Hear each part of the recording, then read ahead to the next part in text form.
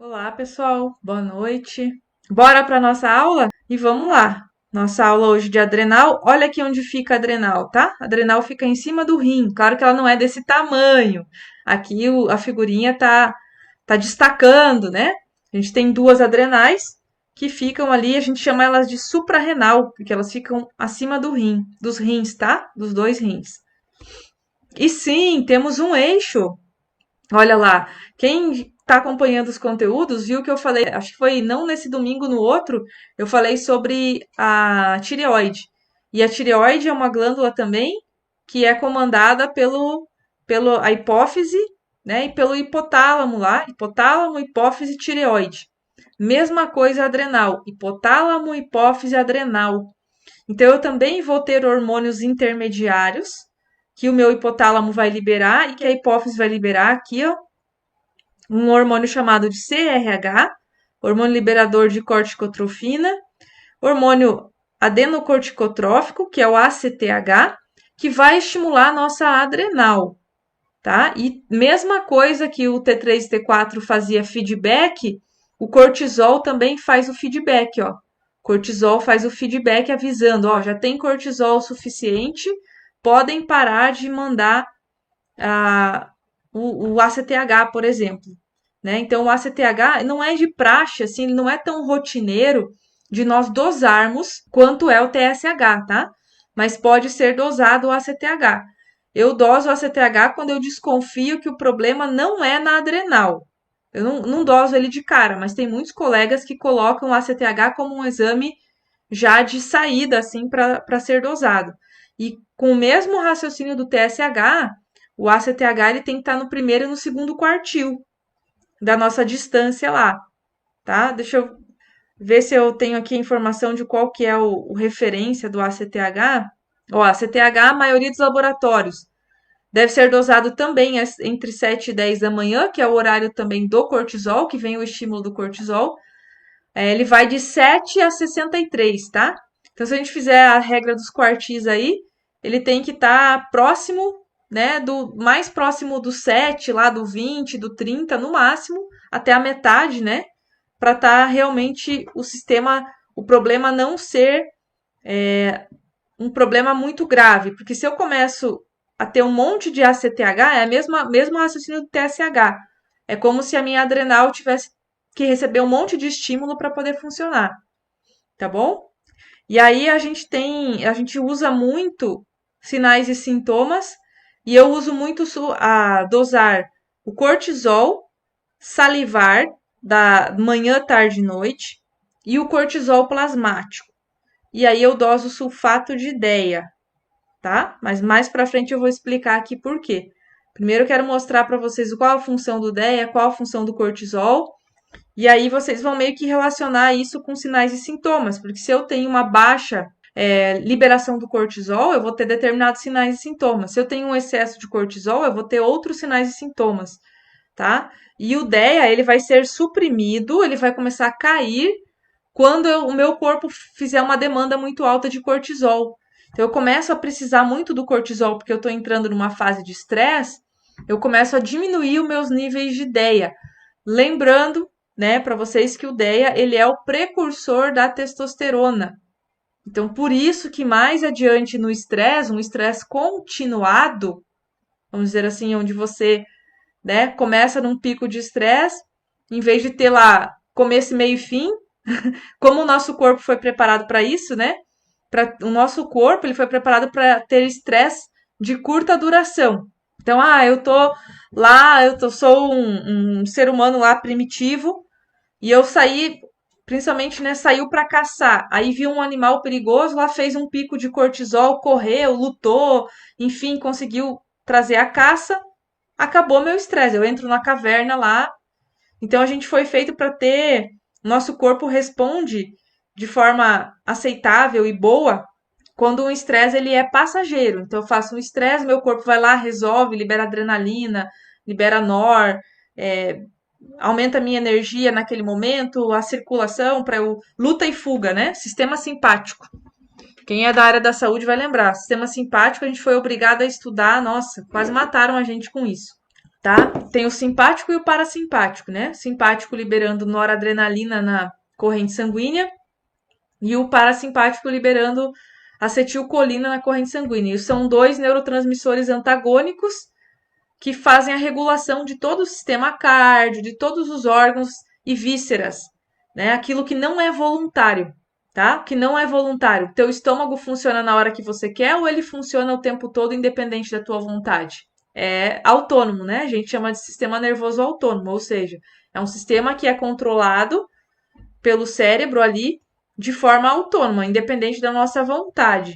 Então, trato digestório, coração, pulmão, né, parte de respiração. Então, as vísceras, né, são controladas aí pela noradrenalina e pela acetilcolina. Por isso que quando a gente tem pico de estresse, a gente tem efeitos no trato digestório, né? Primeiro a gente é, tem aquela liberação da adrenalina e aí você não vai ao banheiro, você trava. Aí depois vem aquela liberação da acetilcolina e dá vontade de vomitar e da diarreia. Então, por quê? A adrenalina prepara você para a luta e para a fuga. A acetilcolina prepara você para tuas vísceras funcionarem, para a digestão funcionar, para ir ao banheiro, né, para o teu coração diminuir batimento, né? Então, efeitos aí da acetilcolina e da noradrenalina. Aula de fisiologia, tá? Procrastinação pode gerar ansiedade e a ansiedade vai gerar demanda de cortisol, tá, Ângelo? A ansiedade é terrível. A ansiedade ela acontece mais na fase do estresse, a fase um do estresse, que é onde existe a alta do cortisol.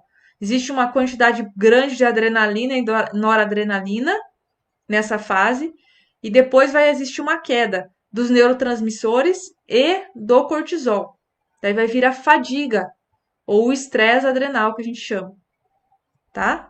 Cérebro reptiliano, isso mesmo. A gente estuda demais a parte autônoma na graduação, demais mesmo, e falta a gente estudar adrenal na graduação, tá? As consequências, né, de um estresse prolongado a gente não estuda muito, não. A gente estuda essa parte do cérebro reptiliano mesmo. Ah, é a luta e fuga, e daí vem o sistema parasimpático e fica meio por aí, tá? Então, a adrenal, vocês já sabem agora que tem um controle do ACTH sobre ela. Então, quando eu estou psicologicamente mais estressado, que algo me gera uma ansiedade, que algo me gera preocupação, vai ativar o hipotálamo, adenohipófise e aí adrenal.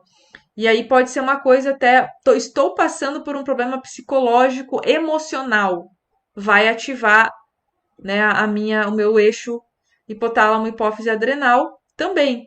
Estou submetendo ao meu corpo a um estresse metabólico. Digamos que você seja um maratonista, tá? E você vai começar a treinar para maratona aí, para um triatlon, sei lá o quê. Isso é um estresse terrível para o corpo. É um estresse metabólico, tá? Você vai ter que compensar coisas, você vai ter que suplementar, você vai ter que dar condições. Você está submetendo o teu corpo a uma demanda metabólica enorme diária, né? Quem acha que um esportista profissional ele é saudável, assim, em termos de, poxa, como vai cuidar bem do seu corpo? Ele é profissional do esporte. Pelo contrário, vai detonar joelho, vai detonar, né? Porque vai colocar em estresse o seu organismo. Todas as articulações vão entrar em estresse. Então é meio que uma ilusão, né? Ah, mas como que um atleta ele não vai ser saudável? Não, é só você raciocinar um pouco, tá? Uma pessoa que joga futebol, chega nos 35 anos, já fez duas, três cirurgias. Você acha isso saudável? Você acha isso que uma pessoa que não é atleta, ela vai fazer esse tanto de cirurgia até os 35 anos, né? Então, tem vários tipos de estresse, tá? Seja um estresse metabólico, você está se alimentando mal, trabalhando demais. É um estresse, está submetendo o teu corpo. Ele vai cobrar. A adrenal vai se sobrecarregar, o cortisol, você vai começar a mexer nos eixos, tá? Então, eu vou colocar aqui dois hormônios como principais, lembrando para vocês que a adrenal ela produz vários hormônios, né, que regulam aí a parte de estresse, de funcionamento, criação de energia diária, é esses dois que a gente está falando, né? Principalmente o cortisol, que é o nosso hormônio da vida, que ele sobe de manhã, Ele faz parte do ciclo circadiano, aumenta de manhã e vai diminuindo à tarde. Por isso que eu falei para vocês de dosar cortisol salivar manhã, tarde e noite. Porque ele tem que fazer um pico de manhã e ele tem que ir entrando numa queda à tarde e à noite ele tem que estar bem baixinho para que você possa dormir, porque como ele é um hormônio da atividade, da produção energética, ele vai ficar te estimulando. Se ele tiver alto, você não vai ter um sono reparador, é impossível, tá? Porque você vai estar ali com um hormônio que é um hormônio de trabalho, não é um hormônio de dormir. Na hora de dormir, eu preciso de melatonina. Eu preciso de GABA, que é o neurotransmissor inibitório, para diminuir sinapse, para relaxar minha musculatura, né? Eu preciso ter esses dois principalmente, né? GABA, glicina e melatonina são os principais aí reguladores de um sono adequado. Aí vai para o sono REM, tem as fases do sono também, né? Então eu preciso ter um cortisol baixinho aí para poder dormir. Se eu tiver com o cortisol elevado, eu não vou ter um bom sono, não. 10 km, não, não. O que eu falo assim de você ser uma pessoa que gera estresse é um maratonista mesmo, gera um alto estresse. Atividade física diária é maravilhoso, só que você vai precisar também dar nutrientes para o teu corpo, né? Para você compensar, dar um magnésio, uma vitamina C que se consome demais na atividade física, né? A gente fica, às vezes, até ver pessoas imunodeprimidas, porque fez uma maratona e teve, né, pessoas que dependem muito, fazem muita atividade física, tem que melhorar o seu sistema antioxidante, tem que reforçar aí o sistema antioxidante para não fragilizar o sistema imune, tá? Então, vou falar aqui do DEA, vou colocar aqui só para vocês verem a função do DEA e depois a função do cortisol, tá? Então, o DEA, ele é aquele precursor da nossa testosterona, que também é produzida na adrenal. E é importante falar da testosterona na adrenal, principalmente para as mulheres, tá? Porque é o maior local, o local que mais produz testosterona pra gente é a adrenal. A gente tem uma pequena produção no ovário, tá? E a maior parte da nossa produção de testosterona é feita ali na adrenal. Então, na hora que você entra em menopausa, teoricamente, não é para você ter uma grande queda de testosterona. Você vai ter queda grande de progesterona e estrógeno, que a produção principal é no ovário, né? Então, quando o ovário entrar em falência, não tem saída, vai ter uma queda absurda no estrógeno e na progesterona. Mas a testosterona não necessariamente vai cair, pode cair um pouco, mas não justifica você dizer assim, não, eu tô na menopausa, por isso a minha testosterona tá indetectável. Não justifica, tá? A testosterona, a maior produção é na adrenal. E para o homem é no testículo e uma parte da produção também é na adrenal. Então, se você fizer um estresse adrenal, você pode sim afetar a tua produção geral, total de testosterona, tá? E o DEA, ele é o nosso precursor, ele é o tijolinho que constrói a testosterona. Quem conseguiu ver a aula de libido que eu coloquei para vocês lá a cascata hormonal, tá? Tá bem legal nessa aula aí. E não sei se vocês conseguiram ver, entrou no ar domingo. Quem não viu essa aula de libido, vai ser legal ver porque a cascata hormonal ela é bem interessante. Ela mostra pra gente por que que um estresse vai me baixar os níveis de testo, né? Justamente por causa do nosso, dos nossos hormônios usarem os mesmos tijolos. Que bom que você gostou, Ângela. Tô tentando colocar uns conteúdos legais aí pra vocês. Então, ela tá aqui na minha frente, eu não apaguei a lousa ainda, ó. Tá lá, pregnenolona, né? Vai gerar 17 pregnenolona, e aí vai ter sulfato de ideia e vai ter para baixo progesterona, tá? Então é mais ou menos assim, eu tenho a pregnenolona como precursor, aí vai se transformar no DEA, ação enzimática, e para cá vai se transformar na progesterona, que vai se transformar em cortisol. E o DEA vai se transformar em androstenediona, daí vai dar origem à testosterona, vai dar origem ao DHT. E a gente fechou aí os androgênios para um lado e a progesterona e o cortisol para o outro. Né? E a partir dos androgênios, a gente vai ter também a construção dos estrogênios, tá bom? Então, lá naquela aula também mostrei para vocês com a minha letra maravilhosa essa não vai conseguir decorar. Leva um tempo, Ângelo, e tem que estudar um monte. Eu ainda, às vezes, me dá branco nos intermediários, eu prefiro olhar, né? Até porque o que importa é você entender a importância daquele hormônio, né? Entender por que que ele baixa, né? Porque eu estou dividindo os precursores. Então, tem uma série de coisas aí que a gente vai decorando com o passar do tempo. E ali vocês podem ver que para construir o DEA e para construir o cortisol, eu uso o mesmo tijolo, tá? E o DEA, ele não é só um tijolinho da testosterona, o que já é muita coisa, né? Você ser um intermediário da testosterona, um hormônio dos mais importantes que a gente tem aí para manutenção de massa magra, né? Para libido, para você ter energia, não ter dores, é um hormônio anti-inflamatório, é um hormônio cardioprotetor, a testosterona melhora a produção de hemácia. Tem mulher que tá aí com anemia não só por falta de ferro, não só por falta de B12, por falta de testosterona para construir célula, tá? Então, se a gente fosse falar aqui da testo, vai um tempão falando. Mas o DEA, ele também tem função própria, ele também tem receptores e faz uma. Olha quanta função tem o DEA. Ele aumenta a resposta dos linfócitos T, ele aumenta a libido, ele eleva a testosterona, isso aqui a gente já sabia, né?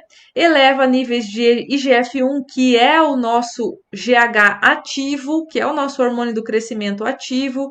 Já falei para vocês que o hormônio do crescimento faz manutenção do corpo inteiro, inclusive da massa muscular e da percentual de gordura. Melhora o humor, cognição, então a memória, tá? Bom humor. Que mais que ele faz? Impede a degeneração do cérebro, inibe crescimento de tumores de mama, reduz resistência insulínica, aumenta a massa magra, inibe proliferação de tecido adiposo, né? Então, o DEA, ele não é só um tijolo, ele tem função. Não dá para você achar assim, não, o importante é manter a testosterona, né? Eu vejo o pessoal falar muito de reposição, aí vai lá e repõe a testosterona. E o DEA continua ali, né? Baixinho, tá? E ele tem a função dele que tá sendo meio que ignorado. Então, por isso que eu falo para vocês, a gente não tem que tratar da ponta para lá, a gente tem que tratar daqui para lá, tem que tratar de causa, né? A maior parte dos problemas, principalmente em mulheres, da baixa testosterona é o estresse adrenal. Então, se eu começo a melhorar o estresse adrenal e começo a entender as causas, né? Quais foram os gatilhos que levaram ao estresse adrenal, eu começo a tratar o organismo como um todo. Função aqui do cortisol, deixa eu ver se eu coloquei para vocês. Cortisol. Olha lá, regula todo o metabolismo, né? Ele vai regular o metabolismo energético. Então, uma vez que ele produz energia, que uma das funções dele é essa, é regular junto com, por isso que eu chamo de tríade energética, é adrenal, tireoide e pâncreas, a nossa tríade energética, tá? Então, o pâncreas vai produzir insulina para que você consiga colocar a glicose para dentro da célula, para a glicose virar literalmente ATP. O T3 e T4 vão gerenciar, vão acelerar e diminuir o metabolismo. Deixa eu tomar água. E o cortisol, ele vai regular, primeiro que ele tem uma função anti-inflamatória, né? Tá? Tem uma função anti-inflamatória, supressor do sistema imune. Aqui, ó. Tá? Tem uma função anti-inflamatória, então por isso que você aguenta bem o estresse, que você vai precisa correr e lutar, e aí você não sente dor, você vai sentir a dor depois. Né? Então, quando existe uma fadiga adrenal, a pessoa fica muito mais sensível à dor. Ela vai sentir muito mais dor, porque o cortisol dela começou a cair. Esse anti-inflamatório natural, antialérgico natural, né? Porque ele suprime aí a produção de células de defesa, ele controla isso, né? Ele controla todo o sistema imunológico. Então, ele vai suprimindo aqui a função. Ele tem um controle sobre músculo. E assim, o cortisol em excesso, ele quer ajudar isso, né? Sobre você colocar o teu metabolismo em estresse emocional, dor, frio e hipoglicemia. São os principais gatilhos que fazem você aumentar a tua liberação do cortisol, né? E na hora que você está fazendo o exercício, é muito importante ter o cortisol. Então, a pessoa que tem estresse adrenal, tem fadiga adrenal, ela vai fazer um exercício, ela me relata assim: eu tentei, fui para academia, eu não aguentei. Eu tenho uma dor insuportável, eu fico mal, Eu chego me arrastando em casa, eu não consigo fazer, Vanessa, o exercício.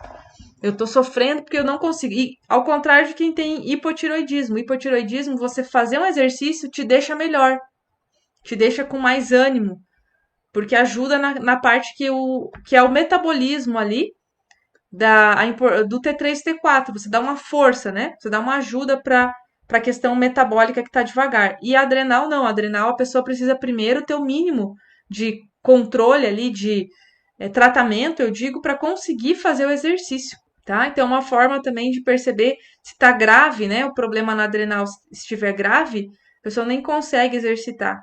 SHBG, texto livre, 0,33. Tá acho que tá no primeiro ou no segundo quartil. Tem que ver isso aí com os quartis, tá? Texto total 39, mais ou menos. No T3 tá bom, né? Que tá acima de 3, mas é assim mesmo. Tem que fazer uma lista e tem que fazer a técnica dos quartis para os teus hormônios, tá? Os hormônios têm que estar. Os androgênios, eles têm que estar terceiro e quarto quartil. Ah, mas o DHT também? O DHT segundo e terceiro quartil. Que o DHT muito alto, ele vai te ocasionar queda de cabelo, né? Então, o DHT é a exceção ali. A androstenediona tem que, como ela é um intermediário, teria que estar no primeiro e segundo, tá? Androstenediona, se alguém for dosar, primeiro e segundo. Aí a gente tem testosterona e essa ideia, terceiro e quarto quartil, que são os principais androgênios aí. E o DHT, segundo e terceiro quartil. Não é bom ter DHT baixinho. Não é bom. Vai te faltar libido, vai te ocasionar perda de massa. DHT tem que estar segundo e terceiro quartil. Inclusive para quem quer ganhar massa, né? Tem que manter ele um pouquinho mais alto. No limite dos efeitos adversos, eu diria. Que ele pode dar crescimento de pelo, queda de cabelo e acne, o excesso de DHT. Então, a gente tem que saber o quartil certo para cada hormônio, entendendo a função. É isso que eu falo para vocês. Ah, professora, você podia fazer uma tabela. Não dá, gente, porque cada laboratório, até fiz uma aula aqui sobre isso, né? Para falar para vocês sobre como são feitos os valores de referência.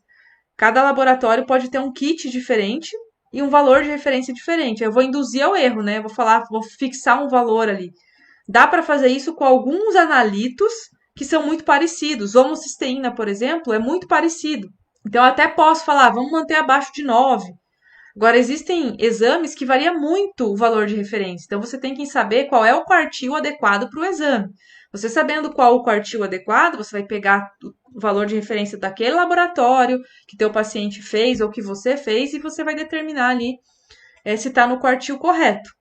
Tá bom? Aí você não vai estar induzido a erro, tá? Infelizmente é assim. Eu tenho vários kits, vários valores de referência e aí a gente quer uma coisa fixa que não existe. Né? Não existe um valor fixo para DEA, por exemplo. O sulfato de DEA é um que varia de laboratório para laboratório, tá? Varia muito. Não dá para simplesmente falar, o DEA ideal é tal valor, não tem como. E para mulher na fase ativa, então, na fase de ciclo, é terrível analisar o hormônio progesterona e estrógeno, terrível, porque varia ainda conforme o ciclo. E tem que pedir para o paciente saber aproximadamente que momento do mês que ele fez o exame. A paciente tem que saber, senão também a gente não consegue interpretar de forma integral aquele valor. A não ser que ela esteja na menopausa, daí é diferente. Mas você está tendo ciclo, você tem um monte de progesterona numa fase, né? Na outra fase tem menos progesterona. Daí o estrógeno ao contrário, né? Começo de ciclo é o ápice do estrógeno, no final de ciclo o estrógeno está mais baixo. Então você também tem que saber que fase foi coletado, né? Se foi coletado nos primeiros dias. Eu falo sempre para coletar estrógeno, do primeiro ao terceiro dia seria o ideal. Qual é o primeiro dia de ciclo, professora? O dia da menstruação. É o dia 1, tá? Menstruou é o dia 1 do teu ciclo. Então, o estrógeno, estradiol e estrona deveria ser coletado aí. Melhor época porque vai fazer o pico do estrógeno. Então, você já vai saber ali na hora de olhar o exame, foi coletado na primeira fase aqui, tá? Aí a progesterona, o legal seria coletado do 14º até o 16º, 17º, também 3 dias, né? Você vê que os 3 primeiros dias, estrógenos. 14º até 16º, 17º, coletar progesterona. Assim deveria ser feito se eu quiser ter fidelidade se eu quiser ter uma melhora na interpretação. Por isso que é difícil interpretar exames de estrógeno e progesterona em fase de ciclo, é terrível. Então, tem que prestar atenção nisso também, tem momento certo, né? DHT terceiro quartil. Quarto quartil, se você não tiver ao mesmo tempo que ele não está roubando a tua texto, ou seja, tem pessoas que têm o DHT muito alto e a texto mais baixa, não é legal. Se você não tiver efeito adverso, você pode manter ele terceiro e quarto quartil, não tem problema. Tá? Se estiver tendo efeito adverso de estar perdendo testosterona, né? E está apresentando algum efeito adverso, como aqueles que eu falei, principalmente mulher detesta esse tipo de efeito, né? Acne, queda de cabelo, crescimento de pelos. Então, se estiver apresentando efeito adverso, é melhor manter ali terceiro quartil, né? Dar uma reduzida. Então, eu uso a técnica dos quartis, Márcia, para poder aproximar do valor ideal para os pacientes. Como você imaginaria que seria criar o valor ideal para o paciente? Como seria isso? Eu tenho que ter um começo, eu tenho que ter da onde partir, né? Eu tenho que ter, por isso que eu uso a técnica dos quartis. Se eu não tivesse levando em consideração a otimização, né, dos exames, eu estaria lá olhando o valor de referência, mínimo e máximo, como as pessoas fazem por aí. Como a gente quer aproximar do valor correto dos estudos, eu tenho que olhar a técnica dos quartis. Por isso que eu falei, vai ter pessoas que quando tiver com o DHT lá no quarto quartil, vai ter efeito adverso. Apesar de estar dentro do valor de referência, não vai ser legal. Vai ter que estar muito, tá excessivo. Aquela pessoa. E tem pessoas que estão lá no quarto quartil e não tem efeito adverso nenhum. Mas eu tenho que ter da onde partir, eu tenho que ter um parâmetro para eu entender. Poxa, daqui até aqui é o ideal para este marcador. Aí eu vou olhar meu paciente. É uma forma de individualizar, tem que ter da onde sair para individualizar, né? Não posso dizer, para o meu paciente uma vitamina B12 de 200 está ótimo. Não está ótimo porque foi feito vários estudos e o ótimo é acima de 480. Ele pode não estar apresentando ainda doença, mas com certeza ele não está otimizado, tá bom? Então a gente tem que ter da onde partir, senão a gente enlouquece. Agora, com certeza não é simplesmente olhar valor de referência, porque daí eu tô abrindo muito o leque, né? Eu tô inclusive trabalhando com gente doente. Se vocês assistirem a aula que eu falo sobre como são criados os valores de referência, tudo isso vai melhorar na cabeça de vocês, tá? Fica aí a dica, porque senão a gente perde tempo aqui falando disso. E eu já fiz uma aula só para falar dos quartis e do porquê que a gente tem que usar essa técnica, como são criados os valores de referência, tá? Então, eu já falei para vocês da tríade, né, energética aqui, que aí que é a questão, né? A tríade, ela se interrelaciona. Vocês não acham que vocês vão ter um problema na adrenal e que a tireoide e o pâncreas não vão sentir? Você não acha que vai ter um problema na tireoide que você não vai sobrecarregar a adrenal e o pâncreas? Você não acha que vai ter uma resistência insulínica que não vai afetar a tireoide e a adrenal? Então, a gente tem aqui inter-relações. Eu posso começar o meu problema em uma desses órgãos aqui. Pode começar o meu problema. Mas eu posso ir piorando os outros se eu não fizer nada, né? Então, vai terminar em resistência insulínica, tireoide ruim e adrenais ruim. Eu tenho, acho que deve ter uns 30% de paciente assim, tá? Que provavelmente ele começou com um sistema que ele botou em sobrecarga, ou pâncreas, porque ele estava comendo tudo errado, botou em resistência insulínica, já começou a afetar a tireoide, que a tireoide é muito sensível ao excesso de açúcar. Aí daqui a pouco a adrenal se sobrecarregou, porque os outros dois órgãos de energia não estavam legais. E aí eu entro com uma baixa de produção de todos, todo o sistema da tríade. Aí eu tô lascado, que nem diz o outro, né? Aí eu começo a ter uma fadiga absurda. Aí eu começo a ter as doenças, tá? Então tem essa inter-relação. Se eu afetar um dos três aqui, com o passar do tempo, eu vou começar a comprometer os outros dois sistemas energéticos. Do DEA eu não tinha falado, tá? O DEA 50% é produzido na adrenal e 50% nas gônadas, tá bom? Então, principalmente para homem, essa porcentagem aqui. Para mulher é um pouquinho mais na adrenal. Aqui tá a cascata hormonal, né, que eu tinha desenhado para vocês na lousa. que a gente tem a pregnenolona aqui, né? Como um precursor de tudo. Aí, a partir dela, eu vou construir a aldosterona, eu vou construir o cortisol e vou ter a construção da progesterona também, vou construir a testo e os estrógenos, tá bom? E aqui eu deixei essa figurinha para mostrar o excesso de, de cortisol no estresse. Então, tudo começa na adrenal com resposta de curto prazo. Isso aqui é o ideal, né? Que a gente tem um estresse de curto prazo. Aí eu vou ter aumento da frequência cardíaca, da pressão, né? O fígado vai transformar glicogênio em glicose, então eu vou ter aumento da glicemia, tá? Vou ter dilatação dos brônquios, tudo isso aqui, ó, preparando para a luta e para a fuga. Vou modificar os padrões circulatórios, vou diminuir aqui a atividade do sistema digestório, porque eu não tô eu vou brigar, eu não vou comer agora, né? Então eu vou tirar sangue do trato digestório e vou jogar sangue para a musculatura, tá? E vou aumentar ali temporariamente a minha taxa metabólica. E a resposta de longo estresse? Retenção de sódio e água pelos rins, aumento do volume da pressão, eu vou começar a ficar hipertenso, proteínas e gorduras convertidas em glicose, aí eu vou transformar músculo, né, em energia, eu vou começar a perder massa muscular, vou ter hiperglicemia e eu vou ter supressão do sistema imune. Então, eu tive uma paciente, foi bem interessante o caso dela, tá? Uma paciente que ela veio diagnosticada diabética tipo 2, ela tinha uma glicemia terrível, não controlava com nada, tava com uma hemoglobina glicada de 11, tá? Quem conhece de exame já vai se ligar que o ideal da hemoglobina glicada é ficar abaixo de 5, o ótimo. No máximo até 6. Acima de 6 a gente já sabe que é uma hemoglobina glicada de diabético ou de pré-diabético. A dela estava em 11. Uma queixa de dores pelo corpo, assim, né? E mesmo ela tratando, ela já tratava fibromialgia. Era, assim, um caso bem complicado. Porque tudo descompensava muito fácil, era tudo muito extremo no organismo dela. E aí, quando a gente fez os exames, pensa que ela já estava tratando diabetes há mais de 2 anos. Quando a gente fez os exames, eu pedi cortisol para ela, tanto o salivar quanto o plasmático. Ela veio com um cortisol mais alto que eu já vi, era 10 vezes o valor de referência, tá? E como vocês acham que vai ficar a glicemia de alguém que tem um cortisol desse? Se eu acabei de falar para vocês que o cortisol aumenta a glicemia, né? Então não tem como. Obrigada.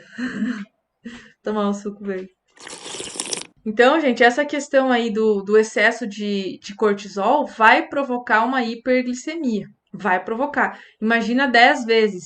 Então, será que ela realmente estava diabética porque ela teve uma falência pancreática ou porque ela estava com uma resistência insulínica muito grande ou porque ela estava com excesso de cortisol? Para resumir a história para vocês, como os valores foram muito altos, ela acabou indo num outro endócrino e ela descobriu um tumor produtor de ACTH. Eu não sei se era do ACTH ou da. Agora eu não vou lembrar, porque depois foi a doutora Grace que atendeu ela, por último, né? E ela estava indo para cirurgia. Ela ia fazer uma cirurgia para retirada do tumor. Acho que era um tumor benigno. Lembra que eu comentei com vocês numa das aulas também que eu posso ter tumores na hipófise, que são produtores de hormônio? Então, se eu tiver um tumor na região da prolactina, eu vou ter excesso de prolactina na corrente sanguínea. Se eu tiver um tumor na região que manda informação para a tireoide, eu vou ter uma descompensação, vou ter um hipertiroidismo, porque eu estou mandando TSH o tempo inteiro. Se eu tiver um tumor na região da hipófise que manda ACTH, eu vou ter um hiperestímulo da adrenal e vou ter uma mega produção de cortisol. Então, são coisas mais graves, né, que são bem incomuns. Em todos esses anos, né, de 2016 para cá que eu atendo pessoas, eu nunca tinha pego um caso desses, né? Nunca tinha aparecido um caso desse. Mas sempre tem o primeiro. Então, muitas vezes a gente acaba fazendo isso, Carmen. Se o DEA tá baixo, a gente faz a tentativa do DEA primeiro, né? Porque aí você está colocando duas questões. Você está colocando um DEA que é para fazer a própria função dele, e tá dando o precursor da texto, e indiretamente você pode aumentar a texto. E aí a gente estaria praticando a modulação hormonal e não a reposição, né? A gente estaria, se for olhar para o DEA, eu tô repondo. Se for olhar para texto, eu tô modulando, eu tô dando precursores, né? Então, funções aí importantes do cortisol. Agora eu vou colocar aqui um resumão do que acontece no excesso e no que acontece na fadiga, tá? Porque assim, a gente tem fase 1, 2, 3 e 4 do estresse, tá? Fase 1, 2, 3 e 4. Fase 1 do estresse é quando a gente tem o aumento do cortisol. Você vai pegar exames de cortisol. Eu já tive paciente com cortisol de 50. Só para lembrar vocês, o limite começa em 6 e pouco, 6,7, se não me engano, o mínimo, até 22, na maioria dos exames, tá? Então, começa em 6 até 22. A minha paciente estava com. Uma delas estava com 54 de cortisol plasmático, tá? O que o sangue mostra? Qual a diferença do sangue e da saliva? Eu sempre falo isso para vocês, né? Sangue vai mostrar o que para mim? Produção, se eu estou produzindo, porque o que eu estou produzindo eu estou mandando para a corrente sanguínea. Então, ele me mostra a produção do hormônio, se eu estou fazendo hormônio e como está sendo transportado. E o salivar me mostra se esse hormônio está entrando na célula, o quanto desse hormônio está entrando na célula para fazer o efeito. Lembrando que quando a gente tem resistência hormonal, posso ter falta de receptores, e aí eu tenho um hormônio circulando que não está fazendo efeito, porque não está entrando na célula. Por isso que é legal quando a gente consegue dosar os dois, né? Aí eu analiso a produção versus o que entra na célula do paciente. E ainda se eu faço manhã, tarde e noite, eu consigo ver se tá numa curva normal ou se tá em inversão de curva. De repente ele tá aumentando o cortisol à noite, por bagunça alimentar, por bagunça de ciclo circadiano. Então é bem legal. Esse é um exame que eu peço os dois. Poderia pedir um perfil de saliva para testosterona, progesterona, estradiol? Sim. Muitos médicos que fazem a reposição hormonal acabam pedindo para poder entender quanto de hormônio está chegando intracelular, né? Fazer um monitoramento mais de perto. Agora, eu não coloco isso na minha lista básica. Na lista básica vai o cortisol sanguíneo, tá? E dependendo se o paciente puder, eu coloco o salivar. Daí fechou, daí fica muito legal, porque aí eu consigo ter. Como ele é um hormônio intermediário energético, eu acho que vale a pena investir nele. Porque às vezes não, o problema tá ali, né? E aí você arrumando ali, você arruma toda a cascata para frente. Você melhora os androgênios, você melhora os hormônios específicos que a gente fala, né? Eu que usei esses termos, tá? Eu falo os hormônios principais, eu chamo a tríade energética, e hormônios específicos do eixo feminino e masculino. E eu sei que os hormônios específicos, eles são alterados por bagunça na tríade energética e por bagunça metabólica. Nenhum hormônio do eixo específico do nada vai baixar, vai ter bagunça metabólica para isso acontecer. Então, vou colocar aqui na fase aguda, na fase de cortisol alto, tá? Liberação aqui, ó, cortisol aumentado, tá? O que vai acontecer? Vai aumentar cortisol na adrenal, vai aumentar cortisona no tecido adiposo, né? Vai aumentar tudo alto. E aí eu vou ter ansiedade, baixa concentração, irritabilidade, mau humor, depressão. Eu vou ter catabolismo muscular, eu vou ter aumento de risco de osteoporose, porque eu tô pegando proteína para construir energia. Eu vou ter a alteração da derme, né? Eu vou começar a ter uma retenção de líquido, então eu vou ficar inchado. É aquela figura do corticoide, né? E aqui eu vou ter uma ativação, aumento da inflamação e do sistema imune, podendo surgir aí nesta fase as doenças autoimunes, tá? Então, é uma fase 1 que a gente chama do estresse. Ela vai o tempo que esta fase número 1 dura depende de cada pessoa. A gente chama tem pessoas que têm uma adrenal bem resistente, então ela fica um tempo maior na fase 1. E tem a pessoa que faz uma fase 1 curta e já começa a ter a queda do cortisol. Quanto mais tempo na fase 1, em relação a ganho de peso e a estragar o corpo, estraga. Faz retenção de gordura aqui atrás. Sabe aquela pessoa que tem eu falo cupim, né? tá, gente? Aquele dorso aumentado aqui, tá? Barriga bem redonda, você vai começando a perder cintura e ganhar barriga, perna fina, perda de massa muscular, tá? Então você perde cintura, ganha gordura visceral, tá? Gordura visceral, inchaço, retenção de líquido, fica com o rosto redondo, face de lua, igualzinho se você estivesse tomando um corticoide. Afinal, o corticoide é uma cópia do cortisol, né? Tá? Então, não é legal ficar nessa fase. Aliás, nenhuma das fases de desequilíbrio é interessante, né? Nessa, se eu pego um paciente nessa, pelo menos eu sei que a gente pode fazer algo para que ele não entre em fadiga. Porque entrar em fadiga, o estresse adrenal mesmo crônico, às vezes você vai ter que modular anos para você sair, tá? E isso mudando estilo de vida, isso vai de 1 a 3 anos quando tá na fase 3. Fase 4 já é fase vai ficar internado no hospital, tá? Então eu digo que pacientes que deambulam, ou seja, aqueles que estão estáveis, que vêm até o consultório, geralmente é a fase 1 até a fase 3. O que acontece na síndrome da fadiga adrenal ou síndrome do estresse adrenal, como queiram chamar, que existe uma briga em torno do nome também. Vai acontecer a queda do cortisol, tá? Então vai acontecer a falta do hormônio da energia. Então você vai ter fadiga, obviamente. Você continua tendo ansiedade, agora não por excesso, né?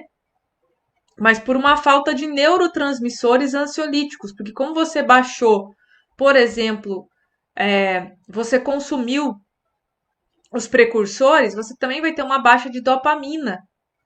Você vai ter uma baixa até mesmo de serotonina, de todos os neurotransmissores nessa fase. Então você vai entrar também naquela coisa de humor mais deprimido. É mais um humor deprimido do que a ansiedade em si.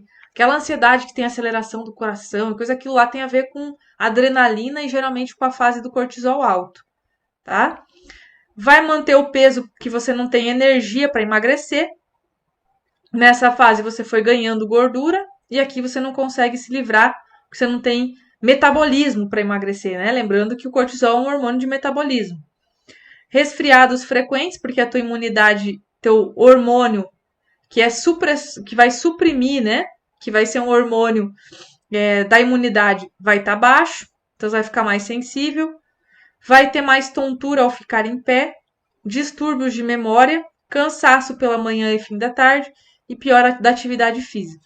Eu só coloquei os sintomas aqui para vocês, mas isso faz parte de um conhecimento, gente. A gente precisa ter um conhecimento sobre cada eixo hormonal que a gente estuda. Veja que para você entender uma queixa, às vezes, você aprofundar no conhecimento bioquímico, você tem que entender qual a função daquele hormônio naquele sistema. A mesma coisa os nutrientes, qual a função do selênio no cérebro, qual a função do selênio na tireoide, qual a função do zinco para a construção de hormônio, qual a função do zinco no sistema antioxidante.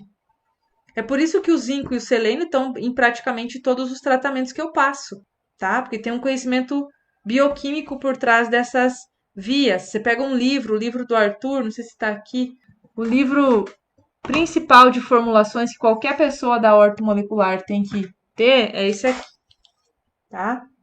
Eu sempre falo para os alunos, da teoria às formulações em ortomolecular, porque fórmula é uma coisa que alguém já estudou e já montou. A diferença de um bom profissional é que você entende as fórmulas. Mas ter acesso às fórmulas, gente, por isso que eu não fico fazendo aula de fórmula. Não faz sentido. Você tem que entender por que aquela fórmula é boa para tireoide, para você poder modificar, né? Então tem tudo isso. Eu preciso entender de exame para eu poder entender a sintomatologia, né? Poxa, se o meu cortisol do meu paciente está baixo, é lógico que ele vai ter fadiga. Algum grau de fadiga ele vai ter, porque o efeito do cortisol no corpo é antifadiga. Senti muito isso no climatério. Pois é, passar por essa fase, olha as mulheres, gente, é uma missão, hein? Passar pelo climatério e menopausa é o nosso desafio. Ah, olha aqui, ó, eu deixei uma figura para mostrar para vocês que existe a queda dos neurotransmissores, ó.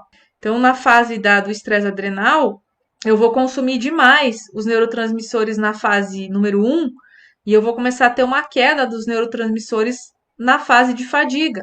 E lembrando que a tirosina ela é o precursor da dopamina, da noradrenalina, da adrenalina e dos hormônios tiroidianos. Então, eu também posso vir a ter aí falta de precursores de tanto uso. Ah, mas eu tô comendo proteína, mas eu tô usando um aminoácido de forma estressante. Então, eu posso. Por isso que nas fórmulas, por exemplo, você pode. Quando eu quero aumentar a dopamina, geralmente tem tirosina na fórmula. Quando eu quero melhorar a tireoide, melhorar a produção do hormônio, geralmente tem tirosina na fórmula, tá? Então a gente começa a entender como usar a bioquímica para criar os tratamentos, né? Quando a gente entende de exame e da bioquímica dos sistemas, tá? É muito legal. Por isso que eu falo que é gostoso, é prazeroso de estudar a bioquímica desta forma. O que é enlouquecedor é estudar uma bioquímica básica na graduação, um monte de enzima, um monte de ciclo, que você não consegue ver a relação daquilo, né? Com a realidade da saúde e doença. Agora eu vou passar um segredo de interpretação de exames aqui, ó, Porque eu sou muito legal. para você entender qual fase que você está vivendo ou que o teu paciente está vivendo, analisando o sulfato de ideia e o cortisol plasmático, que são os dois exames da lista mínima. Vou colocar aqui o gráfico, tá? Daí eu vou explicar para vocês. Então, que tá o gráfico que é o mais legal de todos, porque ele vai me ajudar a identificar em qual fase um, 2, 3 ou 4. Por isso que eu falei que a fase 4 é difícil você ter um paciente no consultório, porque se você zerar o teu cortisol, você morre. Ou você entra em hipotensão, vai ter uma parada cardíaca. Então, antes que isso aconteça, acho que você vai para o hospital. Então, por isso que eu falo, pacientes que nós atendemos, que estão deambulando, que estão ali, vindo para uma consulta, que não tem nenhuma descompensação emergencial, eles vão estar no máximo na fase 3. Vai ter algum cortisol ali. O máximo que eu já. O pior paciente que eu peguei estava com 4 de cortisol. Começa a ficar perigoso. Tem que fazer alguma coisa rapidinho. Então, aqui vou colocar o gráfico, fase 1. Olha o comportamento dos hormônios na fase 1. Olha o comportamento dos hormônios, que aí você vai entender que fase está o teu paciente. Então, o normal, tá aqui, ó, faixa do normal, esses tracinhos aqui, né? Eu tenho lá uma concentração de cortisol ideal, ó, você vê que tem um limite aqui, né? Valor mínimo, valor máximo. Quando eu começo a entrar em estresse, eu começo a subir esse cortisol. A minha pregnenolona está se mantendo nesta fase. E olha só, nesta fase de início aqui, ó, podemos pegar aqui, ó, antes de eu ter uma alteração, eu começo a ter uma subida do cortisol e eu começo a ter uma descida do DEA. Por que a gente dosa o S-DEA, tá, gente? Já vou mostrar um slide ali. O S-DEA é o sulfato de DEA, que é a reserva sanguínea. Dá para você dosar o DEA, que é a fração livre, e dá para você dosar a fração de reserva. Eu gosto de dosar sempre a fração de reserva, tá? Aqui, ele está mostrando pra gente que logo, já no começo, quando você começa a subir o cortisol, você já começa a cair o teu DEA. Então aqui você já começa a ter a chance de um início de diminuição dos androgênios. Então olha só, logo na fase 1, se o teu cortisol está ainda alto, você já tem uma queda no DEA. Fase 1, cortisol alto, acima dos valores de referência. Tem essa fase aqui, ó, eu pego muita gente nesta fase aqui, ó, que está dentro da normalidade, mas um normal mais alto. Qual que é o ideal? Qual o quartil ideal para cortisol? Terceiro quartil. O quarto quartil, a gente já tá. Algumas pessoas já começam a sentir os efeitos de ansiedade, né? Está lá no 20, 22. Então, o ideal é manter entre 15 e 18. Ah, mas aí 13 e 18. Algumas pessoas com 13, elas ficam bem ainda. Aquela coisa da individualidade, que aí cada pessoa é uma, mas tem que ter de onde partir, né?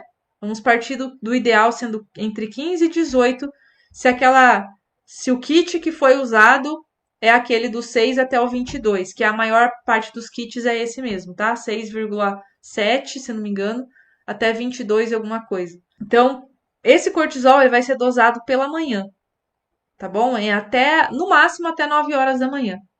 Tem que ser dosado esse cortisol. Ah, mas o meu paciente ele trabalha à noite, ele acorda, ele vai. Aí tem que ir na hora que ele acorda pro laboratório, porque aí nós vamos ver o estado, como está o cortisol, a vida dele, né? O que está acontecendo com ele. Provavelmente não vai estar legal. tá? Mas o ideal, o cortisol começa a subir lá pelas 5 da manhã, faz um pico entre 7 e 8 horas, né? Então, até as 9, dosar o cortisol. E aí, a gente vai ter aqui, então, uma avaliação. Quem tá meio que na ponta aqui, já começa a ter alguns sintomas, já pode apresentar alguns sintomas, tá? De ansiedade, não tá dormindo bem. E aqui ele pode chegar num valor muito alto, ele pode só alterar um pouco, então a gente vai olhar o exame do paciente para saber como tá isso. E o DEA também pode ter uma leve queda ou pode estar despencado. DEA tem que estar no terceiro e no quarto quartil. E a pregnenolona, antigamente a gente. Eu nunca usei dosar pregnenolona, tá? Eu me baseio. A escola que eu fiz aí sempre defende DEA cortisol. Olha o estágio 2. O estágio 2 eu quero que vocês prestem atenção. Prestem atenção no estágio 2, porque tem uma coisa só que vai diferenciar o estágio se a pessoa está normal ou se ela está em fase 2. Claro que tem queixos também que ajudam a gente. Mas olha só, na fase 2, a pessoa está passando pela normalidade. Estão vendo aqui? O exame de cortisol dela vai estar normal. Prestem atenção nisso, o cortisol dela vai estar normal. O que vai nos mostrar que ela está na fase 2 e não que ela está na normalidade? O sulfato de DEA. Olha onde vai estar o sulfato de DEA aqui. Como ela está fazendo a queda, ela está passando pela normalidade. Daqui a pouco ela vai chegar na fadiga. Perceberam isso? Por isso que tem que ter essa avaliação junta do DEA e do cortisol. Não dá para avaliar só cortisol sem o DEA, tá? Pode subir a sua pressão, sim, mas se for uma falta, se esse cortisol está em falta no teu organismo, às vezes você tem até eu, por exemplo, a minha pressão sempre é mais baixa. Eu modulo minha adrenal, tá? Fiz uma fadiga de adrenal intensa, eu cheguei a ter um cortisol de 5 e alguma coisa. Eu tenho que modular o tempo inteiro. Ah, por que, professora? Porque você foi meditar no spa do Vitor Sorrentino e ficou um ano lá flutuando? Não, porque eu continuo trabalhando pra caramba, porque eu sou super ativa. E aí eu preciso manter minha adrenal. A não ser que você fale, não, agora eu tô em fadiga adrenal, pessoal. Eu quero que vocês cuidem dos meus negócios, se eu sou multimilionário. Então eu vou lá para Bahamas e eu vou ficar um ano lá, tá, para cuidar da minha adrenal. Se você pode fazer isso, bora! Agora, se você tem que continuar trabalhando, você está crescendo, você tem ambições e tudo mais, você vai precisar modular essa adrenal aí. Geralmente, na fase 3, a pressão ela sofre queda de pressão, principalmente hipotensão postural. Aquela onde você abaixa para fazer alguma coisa, levanta e dá tontura. Ah, mas é só isso, só o cortisol baixo que dá hipotensão postural? Óbvio que não, senão era muito fácil a vida, né? De clínico. Era muito fácil se os sintomas fossem totalmente específicos. Não é assim. Ferritina baixa também dá tontura. E se o paciente tiver ferritina baixa, estresse adrenal e a tireoide não tá legal? Como é que você acha que vai estar? Vai estar carregado, né? E tem paciente assim? Vários? Vários?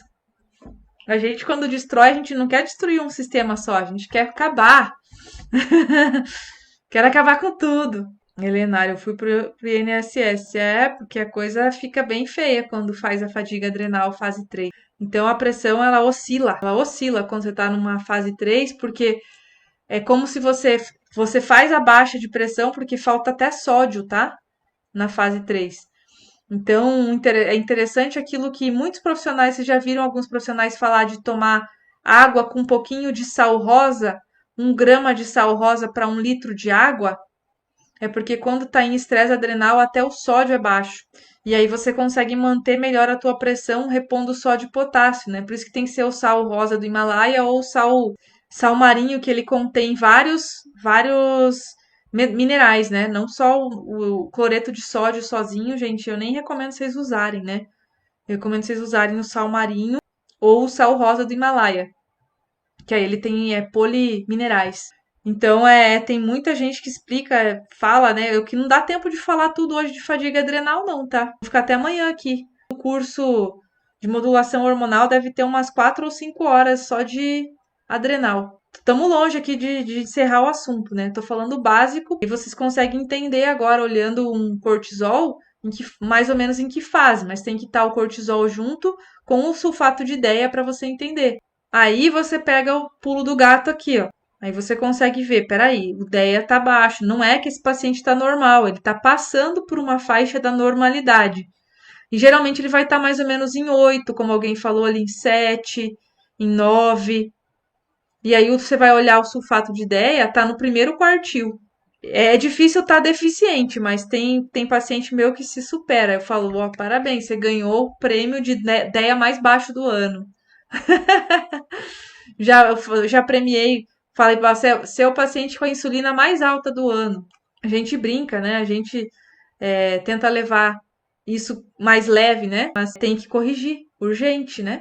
Um DEA muito baixo não é bom prognóstico. Se ainda não caiu a texto, vai cair. Corre o risco de cair, né? Se ainda não te aconteceu falhas de memória, né? Se você ainda não tem uma imunidade bem comprometida, você está correndo o risco de ter. Então a gente faz algo antes que a coisa vá piorar. Beleza, se tiver lá um cortisol dentro do valor de referência, mas eu olhar o sulfato de 10 e tiver despencado, e aí eu vou pelo histórico, eu vou ter o rastreio, né? A gente junta as duas coisas, a gente junta o rastreio metabólico, perguntas e respostas, mais os exames. Daí a gente começa a formular uma hipótese mais assertiva. E o estágio 3 é aquele despencou, né? É onde está cortisol baixo, abaixo às vezes do nível da normalidade, eu já tive aqui, e um DEA bem baixinho também. Aí, o que vocês acham que vai acontecer com a testosterona na fase 3 aqui? É lógico que vai estar baixa. Vai cair a todos os androgênios. Então, fazer o S-DEA que ajuda a analisar mais assertivo. Então, essa questão aí, gente, de usar, né, o sulfato de DEA, eu gosto de usar porque ele é reserva. Ó. Vou colocar aqui para vocês o que explica. Tá aqui nesse slide, ó. Tanto o DEA quanto o S-DEA podem ser medidos. No entanto, o S-DEA é uma forma mais estável, encontrada em níveis significativamente mais altos do que o DEA. E a forma S-DEA é o que geralmente é testado no sangue, para você avaliar o estado geral do DEA. E aí, existem laboratórios que eles vão colocar por faixa etária, tá bom? Então, por isso que eu não quis passar um valor fixo para vocês de DEA. Não, DEA tem que estar em 200, tem que estar em 150. Não, mas eu tenho na minha cabeça, assim, quando eu pego os meus pacientes, eu penso, se o DEA estiver acima de 100, nós vamos dar graças a Deus. Porque pelo menos um DEA acima de 100. E aí eu vou olhar, tá 80, tá 70, já peguei ideia de 23. O S-DEA, né? Falando do S-DEA. Então, quanto mais baixo tiver, mais tempo a gente já sabe que vai levar, né, para poder ajudar o paciente. E talvez tenha que suplementar o DEA. Talvez a gente só modulando os precursores, os nutrientes necessários para construir o DEA, os nutrientes necessários para construir o cortisol, né? Usando adaptógenos, as plantas que modulam o cortisol. Mais famosa, ginseng coreano. A que eu mais gosto, rhodiola rósea. Uma que eu gosto muito também, ashwagandha. Então, são adaptógenos. Ou seja, dá para usar uma rhodiola rósea tanto para o paciente que tem cortisol baixo quanto para aquele que tem cortisol alto. Se o paciente tiver com o cortisol mais alto, dá para usar o licorice, né? Então, a gente tem algumas plantas já estudadas. A gente tem os nutrientes que a adrenal precisa. A adrenal precisa de vitamina C. A adrenal vai, quando ela tiver em estresse, ela vai acabar com a tua vitamina C. Aí você vai ficar com falta de vitamina C para o sistema antioxidante, para o sistema cardiovascular, para o sistema imunológico. Aí vai começar problema autoimune, problema imunológico, imunidade enfraquecida, estresse oxidativo. Então, quando a gente entende não só os exames, já é 90% do caminho andado, que você vai pelo menos perceber que teu paciente precisa fazer algo em relação àquele eixo. Mas você entender a bioquímica do eixo, né? Você entender os nutrientes vai ampliar a tua visão em relação a como tratar, a como raciocinar. Seria interessante modular o DEA ou repor. Ele perguntou aqui cortisol normal e DEA baixo, tá? Você pode estar na fase 2 aí, né? O DEA tá em 20, mas é o DEA mesmo ou o sulfato de DEA? Porque a gente tem que ver o valor mínimo e o máximo de referência para ver em que quartil que você tá, tá? E se tiver no primeiro quartil, a coisa tá feia. Então, estão dominando mais ou menos, pelo menos já deu para dar uma iluminada nessa história da adrenal, né? Olhando aquele gráfico, onde eu estou e o que pode acontecer, né? Se eu não fizer algo, né? Olhando esse gráfico aqui, ó, em que fase o meu paciente está. E aí, a partir disso, eu vou direcionar um tratamento.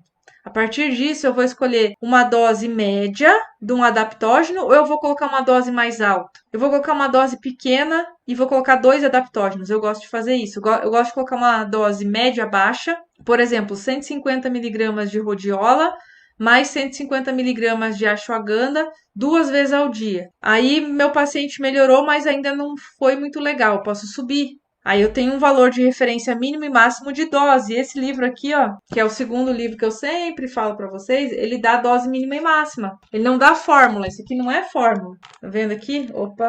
É dose mínima e máxima, tá? Então, eu sabendo dose mínima e máxima, eu vou começar com uma dose média baixa. O livro do Arthur, esse aqui, ele dá sugestões de fórmula com doses médias. Aí eu posso analisar, peraí, essa dose o Arthur colocou uma dose um pouquinho mais alta dessa vitamina. Vamos regular aqui. Como tá o zinco do meu paciente? Eu vi que na fórmula tem zinco. Eu doso o zinco de todo mundo, tá, gente? Porque aí eu consigo ajustar. Eu doso selênio, zinco, magnésio, B12. Tem coisas que eu doso que fazem parte dos 37 exames mínimos lá. Eu doso, porque aí eu consigo ser mais assertiva. Ah, mas você vai dosar todas as vitaminas e todos os minerais? Não, eu vou dosar esses que são principais. O que você faria de início, pensando em entrar nessa área? Eu faria o curso ortomolecular da anamnese à prescrição, tá? Certo? Um beijão aí, uma excelente noite.